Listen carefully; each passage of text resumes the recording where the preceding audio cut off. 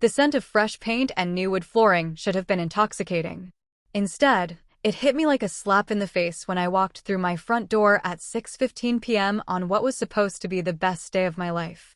My brand new living room, the one I'd spent 3 weeks carefully selecting furniture for, looked like a daycare center had exploded.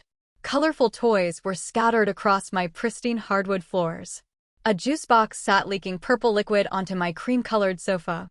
And there, standing in the center of my space like she owned it, was my mother. She was moving my coffee table. Actually moving it. Like this was her house. "Oh good, you're finally home." The voice came from behind me. I spun around to see my younger sister Brielle emerging from the my hallway, wearing one of those self-satisfied smiles I'd learned to dread over the years. "We need to talk about sleeping arrangements," she said, towel-drying her wet hair. "The master bathroom has amazing water pressure, by the way. You picked a great place." I stood frozen in my own doorway, keys still dangling from my fingers. This was my house. My mortgage. My name on the deed. I'd closed on it 3 weeks ago. What are you doing here?" The words came out as barely a whisper. Mom didn't even look up from repositioning my furniture. "Making room, sweetheart. Brielle and the kids need space to spread out." "The kids are already picking out bedrooms," Brielle added, like she was discussing the weather. "Emma loves the blue room with the bay window. The boys are fighting over who gets the room with the built-in desk, but we'll figure it out." My brain scrambled to process what I was hearing. "You're picking out bedrooms? In my house?" "Our house now," Mom corrected, finally straightening up. "Family is family, Elara. You know that." That's when I spotted him. Brielle's 6-year-old son Max came barreling around the corner, nearly knocking over the lamp I'd spent 2 weeks searching for online. He didn't even acknowledge me, just ran straight to the kitchen and started rummaging through my refrigerator like he lived here. "How did you even get in?" I managed to ask, my voice getting stronger. Mom waved dismissively. "Oh, honey, I grabbed the spare key when I was here congratulating you last Sunday. I figured we'd need it to start moving things around." The memory hit me like ice water. Mom asking to use the bathroom during her brief visit. Her purse sitting on my kitchen counter when she came back. I'd thought nothing of it at the time. "You took my key?" "Without asking." "Borrowed," she corrected with that tone she'd used my entire childhood, the one that made me feel stupid for questioning her. "Besides, it's not like you need privacy from family." Brielle flopped onto my couch, propping her feet up on my coffee table. "Don't be dramatic, Elle. We're all going to be so happy here. The kids finally have space to run around, and you won't be rattling around in this big place all alone." I stared at her, this woman who'd had everything handed to her, who was now treating my achievement, my house, like it was some kind of family charity project. "This is my home," I said, surprised by the steadiness in my own voice. Mom laughed. Actually laughed. "Oh, sweetheart. Don't be selfish. Look at this place. 3 bedrooms, 2.5 baths, that gorgeous kitchen. What's one person going to do with all this space?" Meanwhile, Brielle and the children are practically living on top of each other in that tiny apartment. "Because her husband left her," I said flatly. "Because she's going through a rough patch," Mom snapped, her mask slipping for just a second. "And family helps family during rough patches. You of all people should understand that." Brielle's phone buzzed. She answered it without hesitation, her voice bright and cheerful. "Hey, Jessica. Yeah, we're all settled into the new place. It's amazing, Elara is being so generous. The kids already love it here." I felt something crack inside my chest. She was already telling people. Already acting like this was permanent.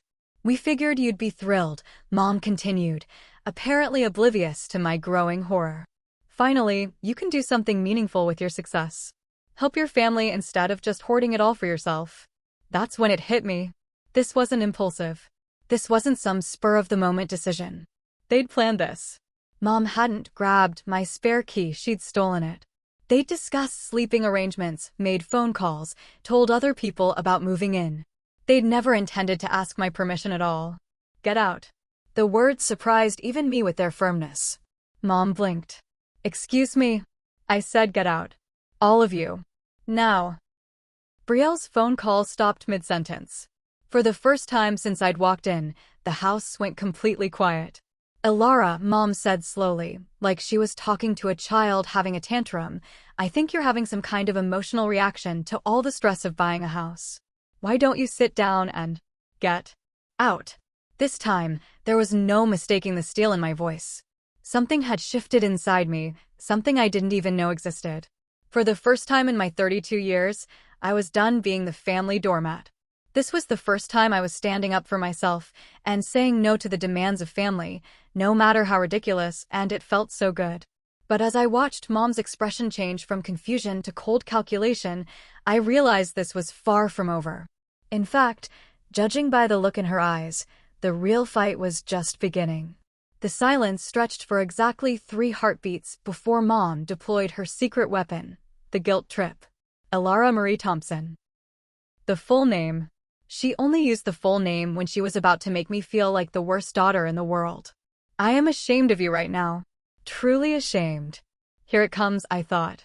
The Manipulation Playbook, Chapter 1. Family takes care of family, she continued, her voice trembling with practiced emotion. That's what we do. That's what we've always done. Always done. The words exploded out of me before I could stop them. When exactly have you ever taken care of me, Mom? Brielle snorted from the couch. Oh, here we go with the victim act. Victim act? I whirled on her. You mean like when you got a full ride to state while I worked 2 jobs and took out $40,000 in student loans? That was different, Mom said quickly. Brielle had better grades. Brielle had a 3.2 GPA. I had a 3.8. And she was involved in more activities. Because I was working at Pizza Hut and babysitting the neighbors' kids to pay for my car. The truth was spilling out now, years of buried resentment bubbling to the surface. Or how about when Brielle got married? Remember that $20,000 wedding you guys threw for her? Meanwhile, when I graduated college, with honors, by the way, I got a card with $100 in it. Money isn't everything, Elara. Dad's voice came from behind me. I spun around to find him standing in my doorway, having apparently let himself in. You've always been too focused on money. Perfect. The whole family was here now for my home invasion. You make good money now, he continued, stepping into my living room like he owned it. Time to give back to the people who raised you. There it was. The real reason they were here. Not love. Not family bonds. Money. Give back. I laughed, but there was no humor in it. I've been giving back my entire life. Who do you think paid for groceries during your unemployment stretch 3 years ago? Who covered Brielle's rent when her husband lost his job? Who? That's what family does, Mom interrupted, her voice sharp now that her guilt trip wasn't working. Blood is thicker than water, Elara. You can't just abandon us now that you're successful. I'm not abandoning anyone. I'm asking you to respect my boundaries. Boundaries. Brielle stood up from the couch, her voice dripping with disdain. Since when do you have boundaries with family? You've never had a problem helping before. Because I didn't have a choice before. The admission hung in the air like a bomb. Every time I said no, you all made me feel like a selfish monster. Every time I wanted something for myself, it was family first, and think of others, and don't be greedy. My doorbell rang. Through the glass panel, I could see Tyler from my office, holding what looked like Chinese takeout. We'd made plans to celebrate my house purchase with dinner and a movie.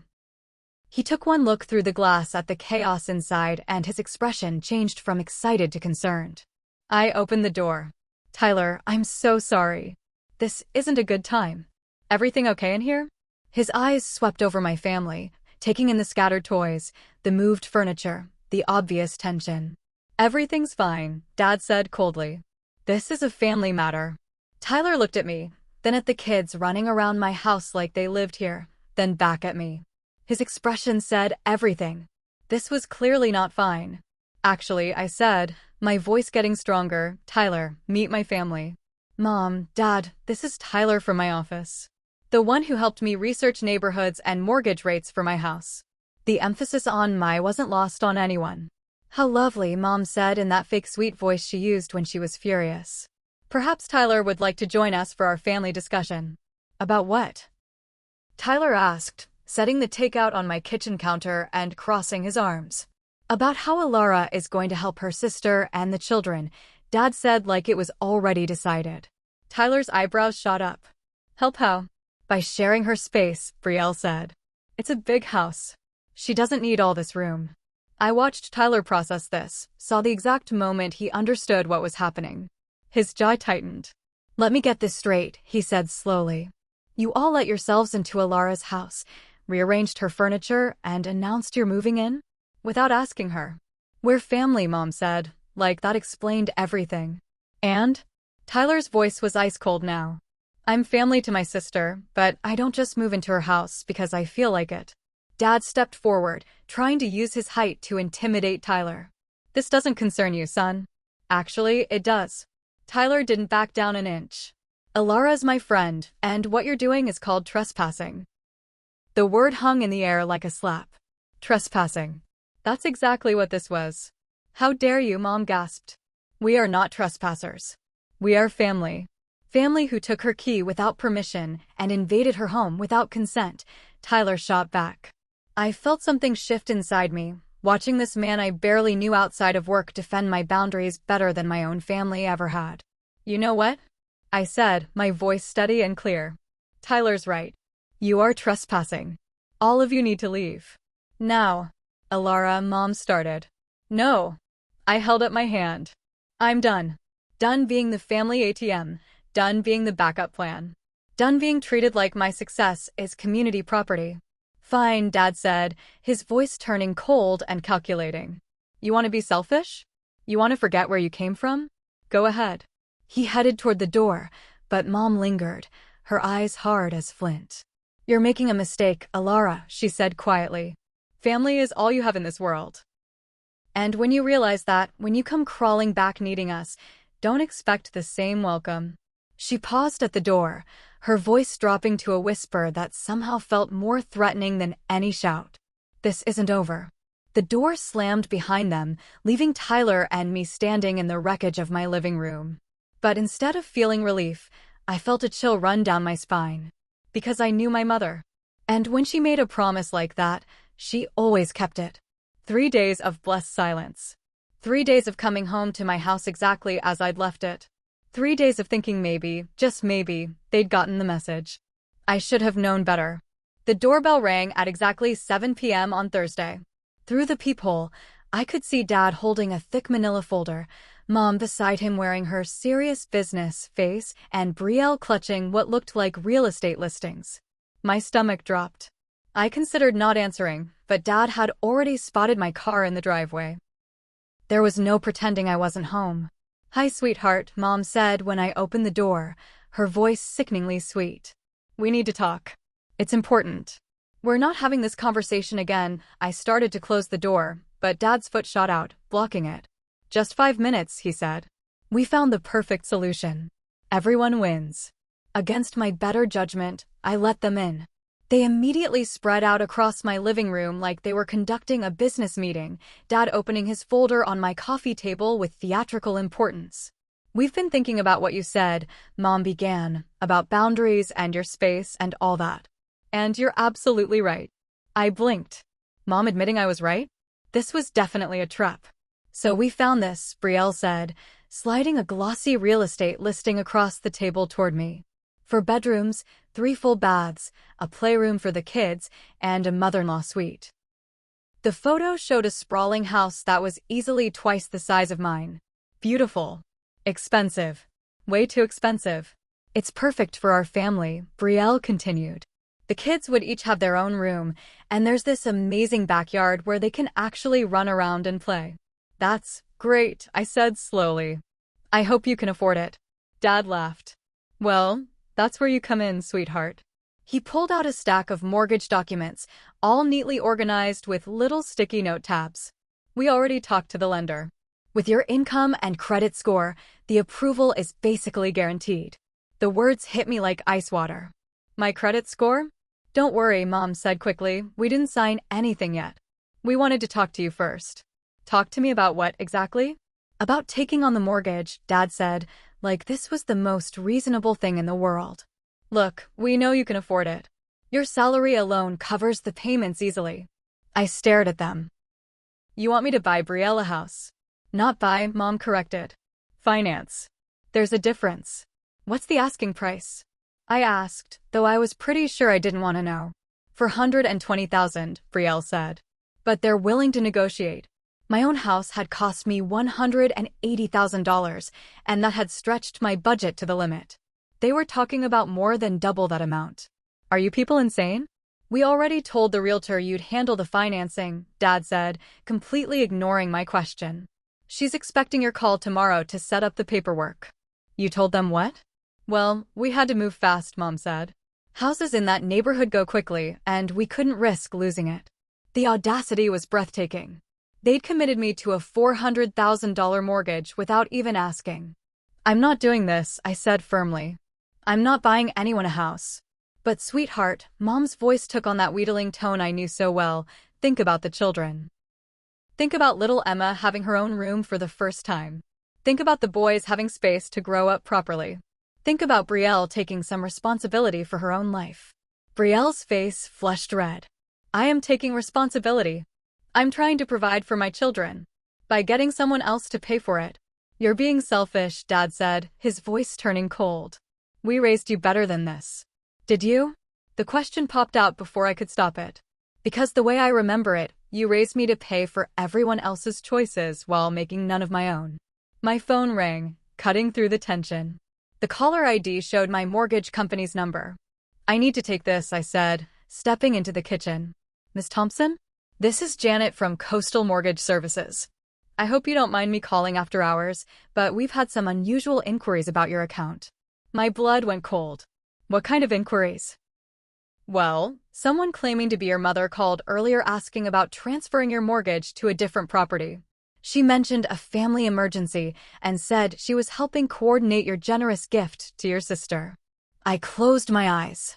Of course they had. Then we had another call from someone claiming to be your father, asking about adding family members to your account for emergency purposes. Janet, I said carefully, I did not authorize anyone to call about my account. I am not transferring my mortgage, I am not buying another property, and I am not adding anyone to my account. I see. Should we flag your account for additional security measures? Yes, immediately. And if anyone calls claiming to be family, do not give them any information whatsoever. I hung up and walked back into the living room, where my family was huddled together whispering. You called my mortgage company, I said. Mom had the grace to look slightly embarrassed. We were just trying to help facilitate. You committed fraud. We did no such thing, Dad snapped. We were trying to help our daughter understand her options. Your other daughter. Not me. I'm just the piggy bank. That's not fair, Brielle said. We've been telling everyone how generous you're being.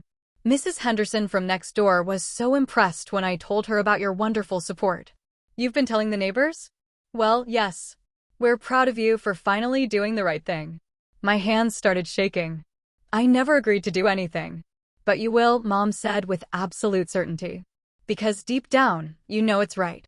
I will not. The words came out flat and final. Dad's expression darkened. Fine, he said, standing up and gathering his papers. If that's how you want to play this. Play what? But they were already heading for the door. Mom paused at the threshold, her face a mask of disappointed motherhood. I hope you're prepared for the consequences of your selfishness, Elara. Because this family won't forget how you abandoned us when we needed you most. The door slammed behind them, leaving me alone with the echo of that threat. That night, I started scrolling through Facebook, a sick feeling growing in my stomach. Sure enough, there it was. A post from Mom, timestamped 2 hours ago. Heartbroken tonight. Sometimes the people you love most disappoint you the deepest. Praying for my daughter Elara to find her way back to the family values we raised her with. Some people forget where they came from once they get a little success. Poor Brielle and the children are still looking for a stable home while Elara lives alone in her big house. Please keep us in your prayers during this difficult time. 43 comments already. 43 people from our small town, our church, our extended family, all offering sympathy and asking what they could do to help poor Brielle. My phone buzzed with a text from my Aunt Carol. Honey, your mom told us about Brielle's situation. How can we help? Then another from Cousin Jake. Heard about the housing crisis. Can we set up a GoFundMe? And another from Mrs. Peterson from church. Elara, dear, Pastor Williams wants to speak with you about Christian charity. They'd done it. In the span of 3 days, They'd turned me into the villain of their story. The successful daughter who'd forgotten her struggling family. The selfish sister who had plenty but wouldn't share. And this was just the beginning. The call started at 6 a.m. the next morning. Elara? It's Aunt Martha. I just saw your mother's Facebook post. Honey, what's going on? I'd barely gotten the coffee started when my phone rang again. Uncle Bob this time, his voice heavy with disappointment. Your dad called me last night. He's really torn up about this house situation. Don't you think you should reconsider? By 8 a.m., I'd fielded 12 calls from relatives I hadn't heard from in years, all suddenly very concerned about my priorities and family values. The script was obviously coordinated. They all used the same phrases, asked the same leading questions. I heard Brielle's children don't even have proper bedrooms. Your mother is beside herself with worry. Maybe you could just help with part of the down payment? I hung up and wished for all this to end. But I never knew things were about to get worse. Way worse than I could imagine. And I was about to find out. The process server found me in the parking lot outside my office building at 8:15 a.m. on a Tuesday morning. Professional suit, clipboard, apologetic smile. Elara Thompson? Yes, you've been served. The manila envelope felt heavier than it should have. I stood there in the cold morning air, staring at the official court seal, my hands shaking as I realized what this meant. They were actually suing me. My own parents were taking me to court. I ripped open the envelope right there in the parking lot, and the first number I saw made my knees go weak. $180,000. $180,000. For what? I kept reading, my disbelief growing with every line. Complaint for reimbursement of child-rearing expenses. The plaintiff, Margaret and Robert Thompson, were seeking full reimbursement for extraordinary expenses incurred in raising defendant to adulthood, as per implied family contract and defendant's verbal agreements to repay family investment upon achieving financial stability. The itemized list was 23 pages long. Food expenses, $47,000 over 18 years. Clothing, $12,000. Housing allocation, $65,000. Transportation, $8,000. Medical and dental, $15,000. Educational support, $18,000. Emotional labor and psychological support, $15,000. The last item made my blood boil. They were charging me for loving me. Or pretending to. I scrolled down to the sworn statements, and that's when I realized how deep this went. Mom's affidavit painted a picture of a family that had sacrificed everything for an ungrateful daughter who had repeatedly promised to give back to the family once she achieved success. She claimed I had verbally agreed to family financial sharing arrangements and had explicitly committed to supporting my sister's housing needs. Every word was a lie. Dad's statement was worse. He described me as someone who had exploited family generosity for years and was now contractually and morally obligated to fulfill promises made. He claimed that allowing me to live at home during college was an extraordinary family investment that I had agreed to repay with interest. But Brielle's testimony was the knife in the back. She swore under oath that I had multiple conversations about family financial responsibilities and had repeatedly assured her that I would help with housing once I was established. She claimed I had promised the children they would have proper bedrooms and was now traumatizing them by breaking family commitments. None of it was true. Not one word. My hands were shaking so badly I could barely dial Tyler's number. They sued me, I said when he answered. They actually sued me for $180,000. What? For what? The cost of raising me. They itemized everything from food to emotional labor. They're claiming I agreed to pay them back. That's insane. You need a lawyer. Now. I already called one. James Wilson. He can see me this afternoon. James Wilson's office was everything you'd expect from a high-powered attorney. Dark wood, leather chairs, walls lined with law books and framed degrees. He was younger than I'd expected, maybe 45, with sharp eyes that missed nothing. He read through the lawsuit in complete silence, occasionally making notes in the margins. When he finished, he looked up with an expression I couldn't read. Ms. Thompson, in 20 years of practice, this is the most audacious piece of legal fiction I've ever encountered. So you'll take the case? Oh, I'll take it. And I'm going to enjoy destroying it. His smile was predatory. They've made several critical errors here. First, there's no such thing as an implied family contract for child-rearing expenses. Second, charging for emotional labor from a minor child borders on the absurd. Third, they're claiming verbal agreements that allegedly took place when you were still financially dependent on them, which would be considered coercive even if they were real. But what if people believe their version? That's exactly what they're counting on. This isn't really about money, Ms. Thompson. This is about public pressure. They're hoping the community backlash will force you to settle rather than fight. He was right. By the time I got home that evening, the story was already online. Local woman sued by parents for cost of childhood was trending on our town's Facebook groups. The Herald Tribune, our local newspaper, had picked it up, with interviews from family friends who supported my parents' position. They gave that girl everything, said Mrs. Patterson from church. It's only right she helps her struggling sister now. Family takes care of family, added my mother's book club president. Sometimes children need to be reminded of their obligations. The comments were brutal. Finally, parents are standing up to ungrateful kids. She owes them everything. Good for them for fighting back. Hope they take her for every penny. Those poor grandparents having to sue their own daughter. But there were other voices too, quieter ones that gave me hope. This seems really weird. Parents are supposed to take care of their kids. 18 years of food costs $47,000? That's like $7 a day. Seems low for what they're claiming. Something doesn't add up about this story. Tyler came over that night with pizza and wine, finding me curled up on my couch with my laptop, obsessively reading every comment and article. You need to stop looking at that, he said, closing the laptop. It's just making you feel worse. They're winning, I said. Everyone believes them. Not everyone. James Wilson believes you. I believe you. And more importantly, the law believes you. What if that's not enough? It will be. But, Elara, you need to understand something. This is going to get worse before it gets better. They've declared war and they're fighting dirty. As if on cue, my phone buzzed with a notification. A local news station wanted to interview me about the family lawsuit that's dividing our community. I declined, but the damage was already spreading. The story was getting picked up by regional outlets, then state news, then national blogs. By Friday, I was the poster child for ungrateful children everywhere. Millennial refuses to pay back parents after they sue for cost of raising her. Family values on trial. Parents fight selfish daughter in court. The lawsuit that's dividing America. Do children owe parents for their upbringing? The isolation was suffocating.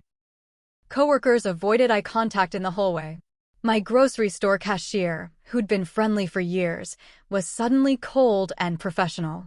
Even my mailman seemed to judge me as he handed over letters from lawyers and reporters. But the worst part was the doubt creeping into my own mind. What if they were right?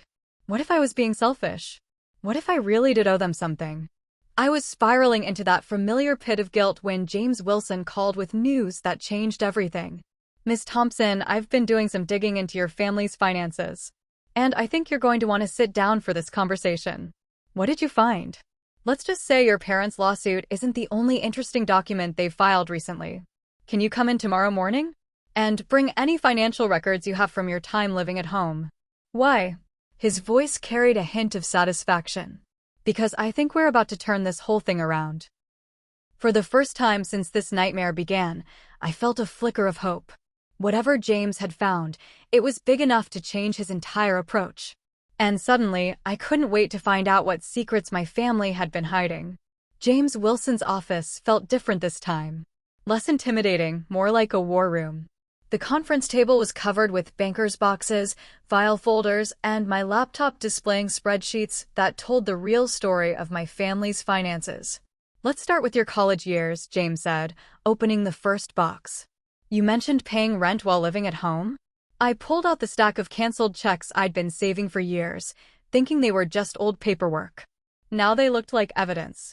$300 a month for 4 years. Even during summers when I was working full-time and barely home. $14,400, James calculated, making notes. What about your sister during the same period? Free room and board.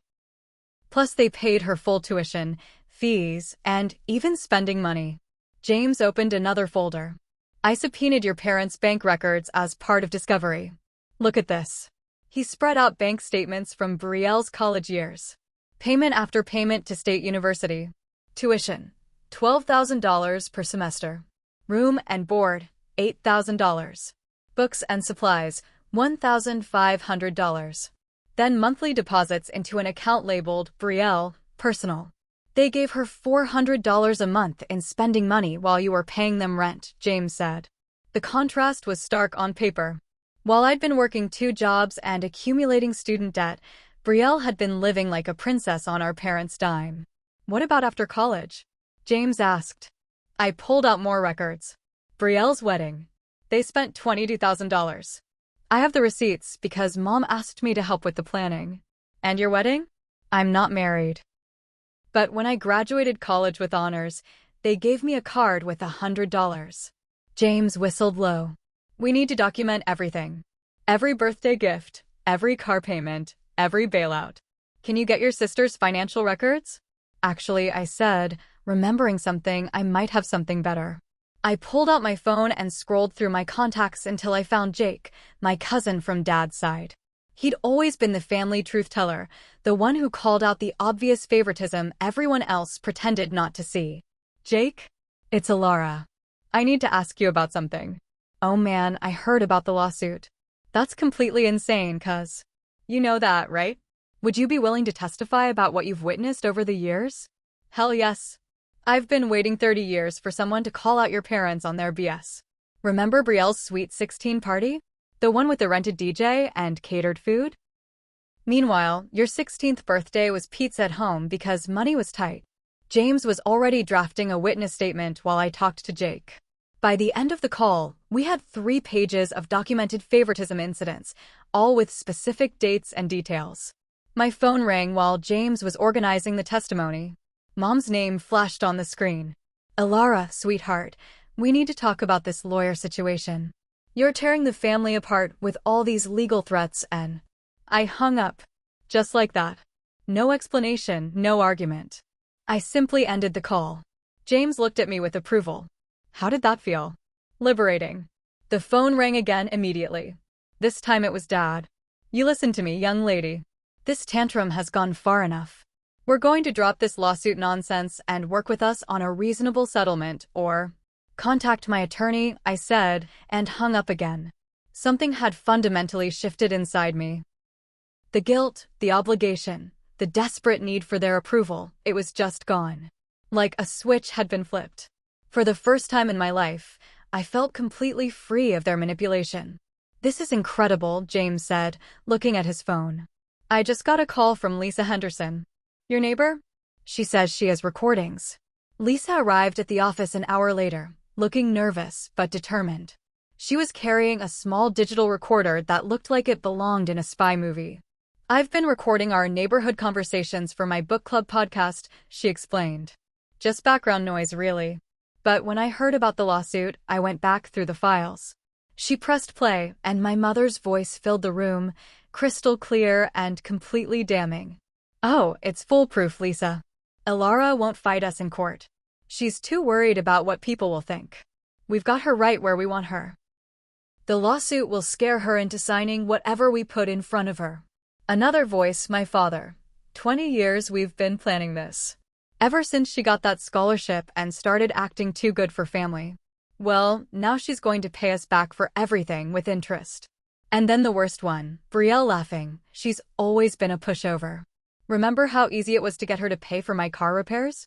Just had to cry a little about the kids needing things. This house thing will be just as easy. James stopped the recording and looked at me. Do you understand what this means? I nodded, feeling a cold satisfaction settle in my chest. It means they've been planning to exploit me for 20 years. It means we can prove premeditation, fraud, and conspiracy. This isn't a family dispute anymore, Elara. This is a criminal matter. Lisa spoke up quietly. There's more.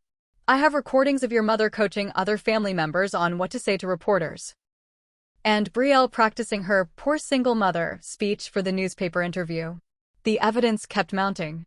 Bank records showing my parents had been living beyond their means for years. Credit card statements revealing they'd been funding Betrayal's lifestyle through debt. Employment records showing neither of them had worked consistently in the past decade. They're broke, James realized, studying the financial documents. This lawsuit isn't about justice or family values. It's about desperation. They need your money to survive. By the time we finished going through everything, we had enough evidence to not only destroy their lawsuit, but potentially file criminal charges for fraud and extortion. What happens now? I asked. James smiled, and it was the most dangerous expression I'd ever seen. Now we go nuclear. I'm calling the prosecutor's office tomorrow morning. Your parents wanted to play hardball. He gestured at the mountain of evidence surrounding us. They just picked a fight with someone who brought documentation to their manipulation game. My phone buzzed with another call from Mom. I looked at the screen, then at James, then calmly declined the call and blocked the number. Let them talk to my lawyer, I said. For the first time since this nightmare began, I felt like I was winning. The courthouse steps were packed with reporters and cameras when I arrived for trial. What had started as a family dispute had become a media circus, with news vans from 3 states lined up outside. Ms. Thompson, do you have any comment about your parents' lawsuit? A reporter shoved a microphone in my face. James Wilson stepped between us. My client will have plenty to say in court. Inside, the courtroom was standing room only. I recognized faces from our church, our neighborhood, even some of my coworkers. Everyone wanted to see how this family drama would play out. Judge Patricia Hayes, a stern woman in her 60s with steel gray hair, called the court to order. This is Thompson versus Thompson, case number CV 2024-1847. I want to make it clear that this courtroom will not tolerate any outbursts or theatrical behavior. This is a court of law, not a television studio. My parents sat at the plaintiff's table with their attorney, a nervous-looking man who kept shuffling through papers. Mom had dressed for maximum sympathy, her best church dress, minimal makeup, tissues at the ready. Dad wore his respectable businessman suit, the one he saved for funerals and job interviews. Their lawyer, Mr. Henshaw, started with opening statements that made my skin crawl. Ladies and gentlemen of the jury, this case is about basic human decency. About a daughter who has forgotten the sacrifices her loving parents made to raise her.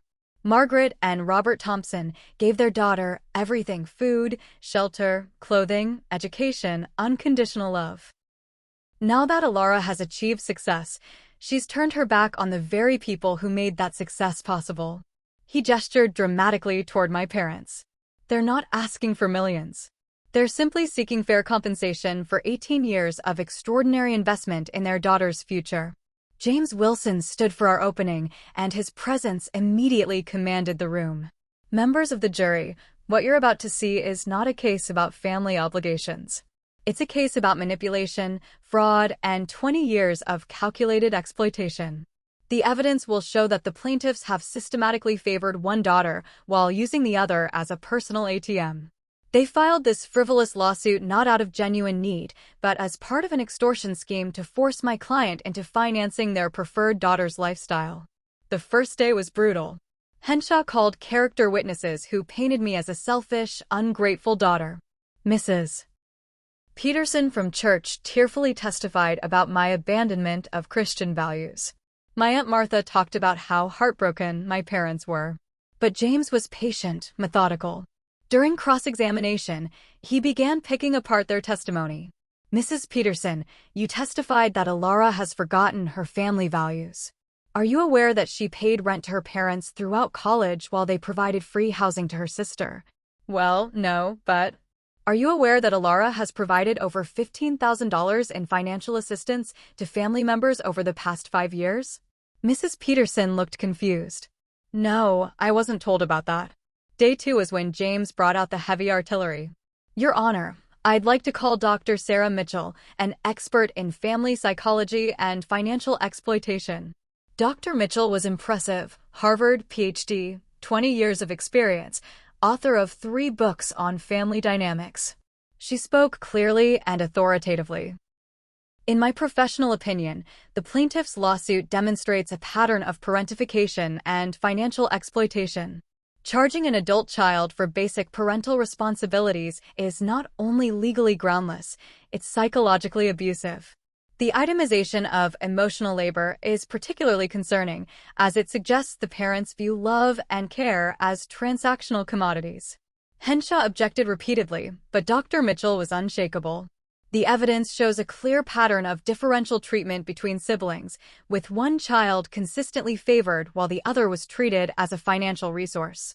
This is classic exploitative behavior. Then James called Jake to the stand. My cousin looked nervous, but determined as he raised his right hand. Jake, how long have you known the plaintiff family? Jake glanced at my parents, then spoke firmly. Oh yeah, huge differences. Elara always got the short end of everything. I remember when we were kids, Brielle got a brand new car for her 16th birthday. Elara got nothing because money was tight. 2 months later, they threw Brielle a $1,000 graduation party. Objection. Henshaw called out. Overruled, Judge Hayes said. Continue, Mr. Thompson. Jake went on for 20 minutes, methodically detailing years of favoritism he'd witnessed. Birthday parties, Christmas gifts, college support, wedding expenses, all skewed heavily toward Brielle while I was expected to contribute my own money to the family. But the real bombshell came when James called Lisa to the stand. Mrs. Henderson, I'm going to play a recording for the jury. Can you identify the voices? Lisa nodded as James pressed play on the audio system. The courtroom went dead silent as my mother's voice filled the room. Oh, it's foolproof, Lisa. Elara won't fight us in court. She's too worried about what people will think. We've got her right where we want her. I watched my parents' faces as their own words condemned them. Mom went pale, her hand flying to her throat. Dad's jaw clenched so tight I thought he might break his teeth. The recording continued with Brielle's laughing admission about manipulating me for car repairs and Dad's 20-year plan to make her pay us back for everything. When it ended, the courtroom was so quiet you could hear people breathing. Mrs. Henderson, are these recordings authentic and unedited? Yes, they are. James then called me to the stand. I'd been dreading this moment, but I felt surprisingly calm as I placed my hand on the Bible. Elara, did you ever agree to reimburse your parents for the cost of raising you? No, I did not. Did you ever promise to buy your sister a house? No, never. Have you provided financial assistance to your family over the years? I looked directly at the jury. Yes. Over $15,000 in loans that were never repaid, rent money during college, groceries during my father's unemployment, car repairs for my sister, emergency expenses for my parents. I never asked for any of it back because they're family. James walked me through the bank records, the disparate treatment, the years of manipulation. By the time he finished, several jury members were shaking their heads in disgust. Then Henshaw cross-examined me, trying to paint me as vindictive and money-obsessed. But I was ready for him. Miss Thompson, don't you think children should help their parents in times of need? Of course. But there's a difference between helping family and being extorted by them. Isn't it true that you refuse to let your sister and her children live in your house?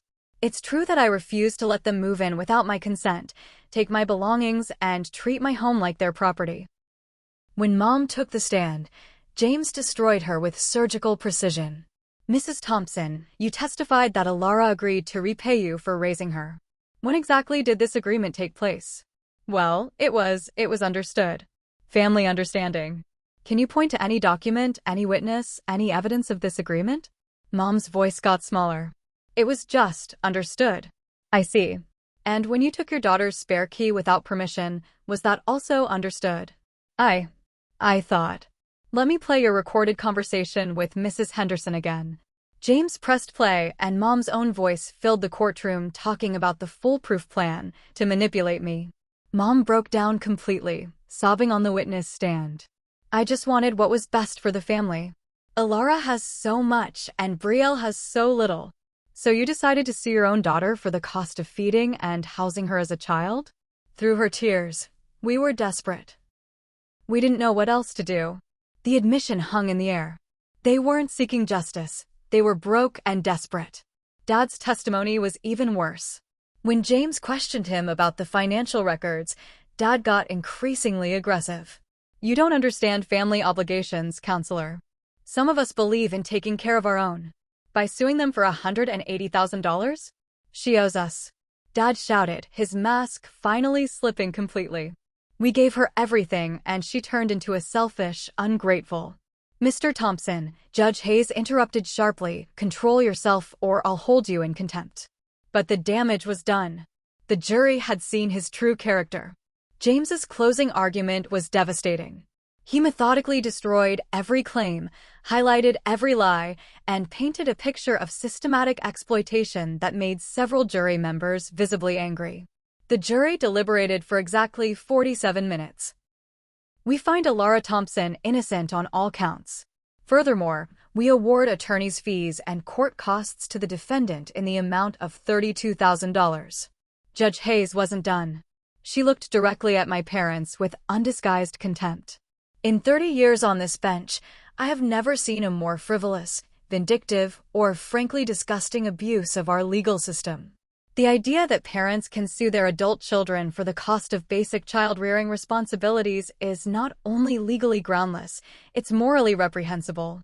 She leaned forward, her voice carrying across the packed courtroom. Let me be crystal clear.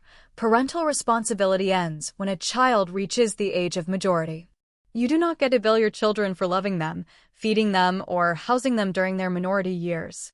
What you've done here borders on extortion, and you should be ashamed of yourselves. The gavel came down like thunder. As we walked out of the courthouse, reporters swarmed us again. This time, I was ready.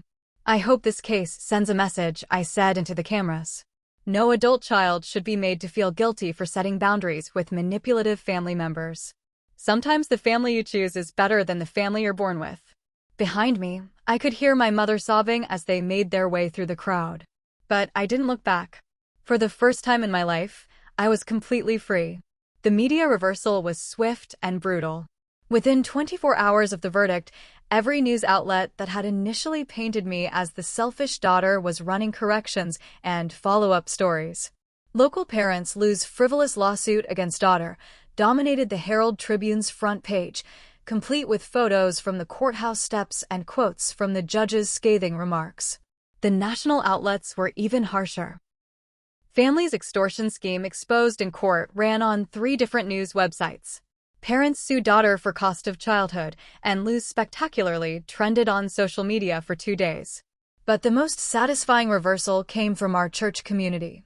Pastor Williams called me personally to apologize. Elara, I owe you a tremendous apology. I should never have inserted myself into what I assumed was a family disagreement. The evidence presented in court makes it clear that I was completely misled. The congregation's reaction was even more dramatic. By Sunday morning, my parents found themselves sitting in a nearly empty pew. Families who had rallied around them just weeks before now crossed the street to avoid conversation. The church ladies who had promised to talk sense into me were suddenly too busy to make eye contact. Mrs. Peterson, who had testified against me, approached me in the grocery store with tears in her eyes. I'm so sorry, dear. I had no idea they were lying to all of us. Your mother made it sound like you were just being stubborn about helping family. The extended family exodus was equally swift. Aunt Martha called, sobbing apologies. Uncle Bob sent a long email explaining how my parents had manipulated him with selective information. Cousin Rebecca, who had organized the workplace intervention, texted, I feel like an idiot. They played us all. The most satisfying call came from Jake. Cuz, you should see the family group chat. Everyone's apologizing and demanding answers from your parents about why they lied. Uncle Robert tried to defend himself and got absolutely destroyed. Aunt Carol flat out said she's never speaking to them again. But the real victory came when I saw Betrayal at the coffee shop downtown. She looked exhausted, wearing scrubs with her hair pulled back in a messy ponytail. I got a job, she said without preamble, not quite meeting my eyes. 2 jobs, actually. CNA at the nursing home and weekend shifts at the diner. That's good, Betrayal. I can't afford the fancy house anymore. We had to move into a 2-bedroom apartment. She paused, her voice getting smaller. The kids have to share a room. I waited for the guilt trip, the manipulation, the sob story designed to make me offer help. But it didn't come. Maybe she finally understood that well was dry. I hope it works out for you, I said, and meant it. The professional vindication was just as sweet. My boss called me into her office the Monday after the trial. Elara, I owe you an apology. When your family was calling here, disrupting your work, I had concerns about your judgment. The court case made it clear that you were the victim of harassment, not the cause of family drama. She slid a folder across her desk. There's a regional manager position opening up in Denver. Significant raise, company car, relocation assistance. Are you interested? I didn't even need to think about it. Yes. The move couldn't come fast enough. Every day I stayed in town brought new reminders of the circus my family had created. The curious stares, the whispered conversations, the mix of sympathy and lingering judgment from people who couldn't quite believe a family could be that manipulative. Tyler was the one bright spot in the chaos. He'd stood by me through everything, even when the media attention made him uncomfortable. Are you sure about Denver? He asked as we packed boxes in my living room. Are you? I countered. Because the offer's open for you too. My company has an opening in their Denver IT department. His smile was answer enough. The closing on my house went smoothly. The buyers, a young couple with their first baby, were thrilled with the space and the neighborhood. As I signed the final papers, I felt nothing but relief. My parents tried one last manipulation attempt the night before I left town. Mom called, her voice thick with tears. Elara, you can't leave like this. Not with so much hurt between us. Family is forever, sweetheart. I listened to the familiar script, the emotional blackmail, the guilt-laden phrases designed to make me doubt my decision. But instead of the old familiar pang of obligation, I felt nothing. It was like listening to a recording in a foreign language. Goodbye, Mom, I said, and hung up. The mountain view from my Denver kitchen window never gets old. Snow-capped peaks stretch across the horizon, and the morning light turns everything golden. It's nothing like the flat, humid landscape I grew up with, and that's exactly the point. My new house is smaller than the one I left behind, but every square inch is exactly what I wanted. Bold colors on the walls, artwork I actually like, furniture arranged for my comfort instead of someone else's approval. The master bedroom has a reading nook where I spend Sunday mornings with coffee and books. No one has ever rearranged my living room. Tyler's coffee mug sits next to mine on the counter, a small domestic detail that makes me smile every morning. He took the job transfer without hesitation, and we've been building something real together. Something based on mutual respect instead of obligation. Any word from your family? He asked last week, knowing the answer but checking anyway. Jake texted, I said, showing him my phone. Apparently my parents are living in a rental now. Dad's working at Home Depot, Mom's doing data entry for an insurance company. Brielle's still managing with her 2 jobs, but barely. I felt nothing reading about their struggles. No satisfaction, no guilt, just the mild interest you might have in strangers' lives. But Jake's follow-up text was more concerning. Heads up, your parents are sniffing around cousin Michelle now. Something about her new promotion and how family should support family. I screenshot the conversation immediately and sent it to Michelle with a simple message, FYI, this is how it started with me. Protect yourself. Her response came within minutes. Holy shit. Thank you. I was wondering why they suddenly wanted to have lunch. It was exactly what I'd expected. My parents hadn't learned anything from their public humiliation. They'd just moved on to their next target, armed with the same manipulation tactics and sense of entitlement. But this time, their victim was forewarned. I deleted Jake's messages and went back to planning my weekend hiking trip with Tyler. We're thinking of trying the trail near Boulder, maybe stopping at that brewery we've been meaning to visit. My life is quiet now. Peaceful in a way I never experienced growing up. I have friends who enjoy my company without expecting anything from me. A job that challenges me without exploiting me. A relationship built on choice rather than duty. Sometimes I wonder if I should feel guilty about cutting off my family so completely. But then I remember the recordings, the lawsuit, the years of systematic exploitation disguised as love. I remember the relief I felt watching that courthouse door close behind me. The truth is, some relationships aren't worth saving. Some people will always see you as a resource to be managed rather than a person to be loved. And sometimes the best revenge isn't elaborate or dramatic. Sometimes the best revenge is simply refusing to play their game.